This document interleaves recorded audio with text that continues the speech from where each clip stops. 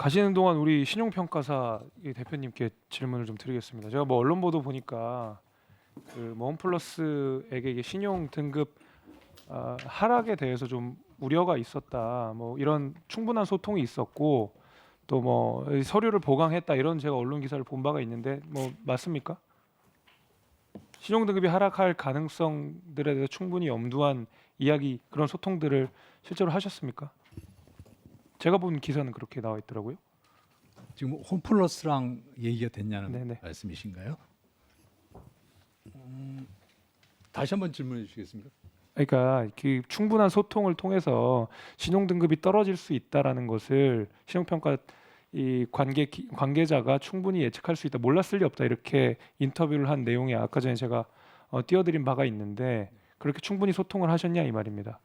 네, 그 회사에 대한 내용은 다 알고 있었고요. 네. 예, 그 부분에 대해서는 그 팩트는 다 체크를 했습니다. 그러니까요. 그러면은 그 우리 김광일 증인께서 아까 전에 전혀 예측하지 못하고 하셨다고 했는데 충분히 소통을 하셨는데 왜 김광일 부회장님은 그 충분한 소통에도 불구하고 그 신용 등급이 떨어질 것을 예측하지 못하셨을까요? 저희에게 신용등급이 떨어지는 경우에는 보고서 자체를 신청서 자체 내부 보고서 자체를 떨어뜨리는 걸로 올리겠다고 말씀하시는 경우는 있습니다. 근데 이번 경우엔 그러지 않았고요. 저희가 작년에 부채 비율 3,000%고 이번에 1,400%고 우선주 회계상으로 자본 처리하면 460%입니다. 매출이 2.6% 컸습니다. 슈퍼마켓 부분이 수천억대 지금 가격으로 본실사가 진행 중입니다. 제가 앞서서 그 신용평가 기준표를 한번 보여드렸는데 세 가지 기준으로 신용등급을 평가한다고 되어 있었습니다. 1번, 2번에 대해서는 우리 증인께서도 맞다고 인정을 하셨고 마지막 세 번째에 대해서는 우리 중단기 관련한 뭐 재무구조 개선 문제에 있어서 뭐 단기 영업이익을 말씀하셨는데 중단기라고 하면 보통 5년이니까 뭐 1, 2년 사이에 영업이익을 이야기하시면서 뭐 재무구조가 괜찮다라고 이야기하는 거는 저는 뭐 틀린 얘기라고 생각합니다. 해서 저는 1, 2, 3번 자체에 대해서 저는 넉넉하게 증인께서 신용등급 하락에 대해서 예상할 수 있었다고 저는 생각을 하는데 몰랐다고 하더라도 굉장히 무능한 거 아닙니까?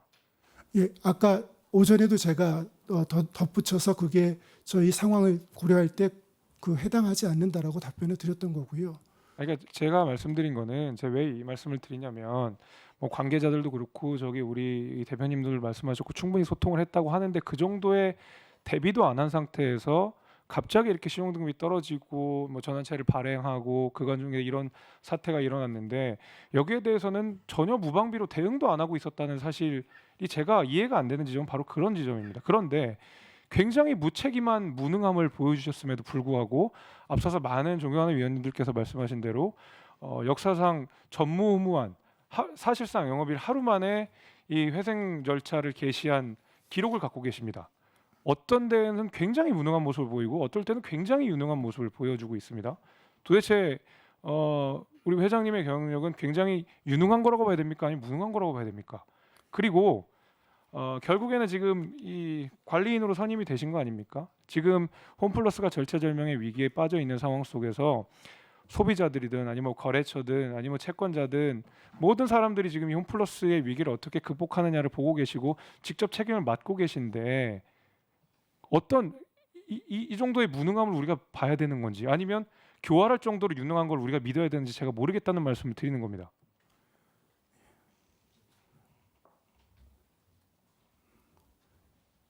관리인이시니까 대답을 해주셔야죠. 자신 있으십니까? 회생 절차에서 최선을 다해서 꼭 회사를 정상화시키고 예. 채무도 변제하고. 뭐 그건 이제 원론적인 대답이시니까 제가 오늘 이 신청서 가지고 궁금한 것 좀 몇 가지 여쭤보겠습니다. 예. 홈플러스가 잘 되길 바랍니다. 제가 이 포인트 한번 이거 저희 PPT 한번 띄워주세요.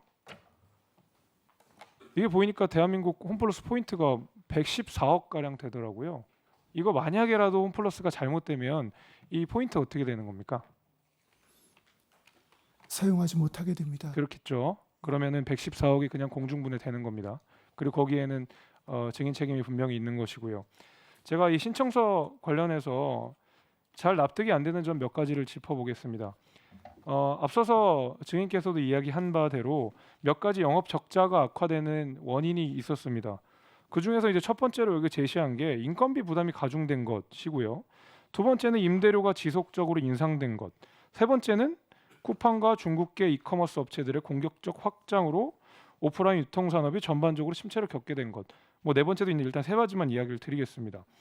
인건비 부담이 가중됐는데 그리고 회생조차를 개시하면 인건비 부담이 앞으로 가중이 안 됩니까? 인건비가 갑자기 내려갑니까? 최저임금 내려갑니까? 이거 그 원인이라고 생각하십니까? 타당한 원인이라고 생각하십니까? 이게 원인이면 구조조정하겠다는 소리거든요. 그런 뜻은 아닙니다. 근데 회사가 어려워지게 된 원인을 기술해야 된다고 해서 저희가 그냥 있는 그대로 적어서 아니 그러니까 해결 불가능한 원인인 거잖아요. 직접 최저임금 낮추실 거 아니면 불가능한 거잖아요. 아니면 구조조정한다는 얘기고요. 둘 다 가능하지 않은 방법입니다. 그러니까요. 저희한테는. 그럼 이거는 해결이 불가능한 원인을 적시해 놓으신 거고요. 두 번째로는 매장 임대료가 지속적으로 인상된 건 스스로 자초한 일 아닙니까? 다 팔아버리셨잖아요. 저희가 전체 매장 중에서 20% 정도만 저희가 투자할 때 임대로 바꾼 거고요. 나머지는 저희가 인수할 때 이미 임대 매장이었습니다. 그러니까요. 참- 많이 파셨잖아요. 그럼에도 불구하고. 그죠? 그 임대료 상승은 자초한 거 맞으시잖아요. 그죠? 이것도 원인으로 넣으셨습니다. 이해가 안 됩니다. 세 번째로는 쿠팡과 중국계 이커머스 업체의 공격적인 확장인데 앞으로는 공격적인 확장 안 합니까? 중국계 이커머스랑 쿠팡은? 이게 뭐 계속해서 경쟁이 있을 걸로 생각하고 그럼 있습니다. 1, 2, 3번이 다 해결 불가능한 원인을 적시해 놓고 무슨 해결을 하겠다는 말씀을 하시는 겁니까? 근데 회생의 원인은 단기 유동성 부족이 회생의 자, 원인이고요. 그러면 뭐 어떻게 해결할지를 제가 또 하신 거를 제가 또 여쭤보겠습니다. 자, 식품 카테고리 중심으로 뭐 온오프 사업을 재편한다고 해놨는데 이거 2015년에도 MBK가 홈플러스 인수하면서 하셨던 말인데 10년 동안 안 되던 게 갑자기 됩니까? 지난 3년 동안 뚜렷한 성과를 거뒀습니다. 네.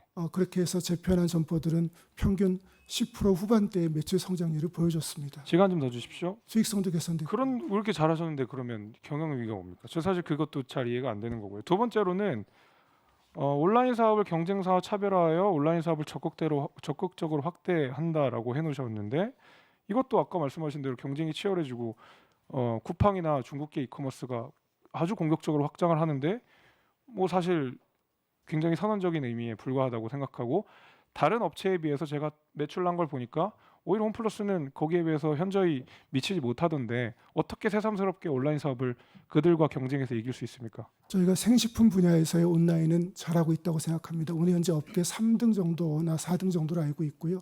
1, 2등은 13% 그럼 가만히 놀고 있습니까? 저희도 어쨌든 여기서 질 수는 없는 거 아니겠습니까? 근데 지고 계셨잖아요, 근데. 그래서 지금 문제가 생긴 거 아니에요? 왜 질 수 없는데 지셨어요? 송구합니다만은 성장률이 평균 13% 정도 나왔습니다. 온라인. 자, 그리고 조금 더 이야기 드리겠습니다. 적자 점포를 폐점한다는 계획을 갖고 계신데 지금 적자 점포 몇 개 정도 됩니까? 기준에 따라서는 다른데 30개는 넘는 것 같습니다. 그거 뭐 다 폐점하실 거예요? 그렇지는 않습니다. 그러면요. 저- 그러면 네, 알겠습니다.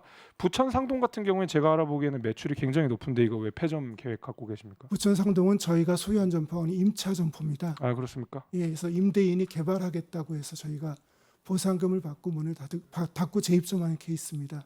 네. 그러고 또 이것도 있네요. 뭐 점포 공간의 효율적 재배치를 통한 뭐 점포 면적 효율은 2015년에도 말씀하셨던 내용인데 10년 동안 뭐 하시고 새삼스럽게 이 얘기를 또 하십니까? 이번에 하는 것은 두 개 층을 한 개 층으로 합치는 겁니다. 온라인에 뺏긴 공산품은 저희가 과감하게 정리하고 생식품, 식품 중심으로 한 개 층으로 집중해서 비용 효율을 만들려고 하는 아니 것입니다. 그러니까요. 여기 뭐 신선식품 간편 및 대응 강화, 뭐 온라인 이거 그러니까 제가 말씀드린 이유는 디테일에서 제가 어떤지는 모르겠습니다. 말씀해 주신 적이 없기 때문에. 근데 2015년 인수 당시에도 먹튀 논란이 있어서 이 얘기를 했고 지금은 또 이렇게 경영 위기가 오고 전 국민이 홈플러스 사태를 지켜보고 있는 가운데서도 비슷한 해결책을 내니까 왜 10년 동안 아무것도 해결이 안 되고 있다가 새삼스럽게 이런 솔루션을 제공하냐 이 말입니다. 아까 말씀드린 대로 해결할 수 없는 원인들이 너무 많고 거기에 대한 대응이라고 보기에는 제가 납득되지 않는다는 거 말입니다. 그리고 이건 하루 만에 통과됐거든요. 이 신청서는. 저도 납득이 잘 안 되는데. 그리고 마지막으로 하나 더 여쭤보겠습니다. 인력 규모 감축 계획도 실행하고 있었으나 뭐 시간이 더 필요하다. 이거 인력 감축 계획은 추가적으로 더 하실 생각이십니까? 아닙니다. 지난번 1월 달에 한 부산 영남권을 마지막으로 당분 저희가 계획한 게 없습니다. 네, 이 제가 마지막으로 좀 정리해서 말씀을 드리면 굉장히 선택적으로 무능하고 선택적으로 유능한 모습을 보여주신다 이 말입니다. 그 교활할 정도로 유능한 것을 지금 이 회생 절차에 사용을 하셔야 될 것 같고요.